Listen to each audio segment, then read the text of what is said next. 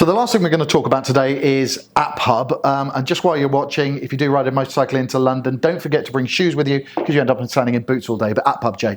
Yeah, sure. So we've got here a standard neat board. Okay, so this is one of our touch devices. You could load this with Microsoft Teams rooms. You could do it in Zoom rooms, or we've got it in App Hub, which is our native mode. This works on all of our touch devices, and that's because it's all about touching the screen, right? And operating all of your other business applications. So this isn't an exhaustive list. I use Pulse to get all the apps available that I want in my company, and then I can use Pulse to then send some specific devices, some specific applications. Okay, gotcha. So in this scenario, I might be a big Miro user. Okay, I do all of my company mirrorings and things like that. I might want to do some fantastic, very important drawings. Okay, this is very, very important. But most important thing is, well, I might want to go back. I might want to suddenly go into Neat Pulse and check all my other applications. I might want to go and look at some app-based digital signage. Easy, I can swap between all of these. But say I want to go back to my very important Miro board, which I've been doing.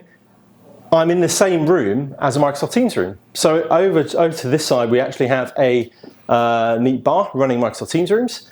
I am just going to press this handy Neat Share button that I pulled on the slide out menu, and that will then appear into my Microsoft Teams call, or just sharing onto that front of room system as well. So the camera from the front of the room can capture me. I can do my interactivity on this device with my business apps, and look, everything I'm doing, and it's doing it live within that application. So if I basically come back here and stop sharing, you can see within the Pulse here, we have lots of different applications, very, very easy to work out how those are changed. I'm just going to get my internet to catch up with me. Here we go. Let's go to this specific device. I'm going to go through. Here's my applications.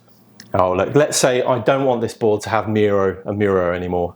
Let me turn that off, disable, and you can see there it's deleted from the app. Turn it back on, it would happen instantly as well. So that's how easy it is to manage App Hub.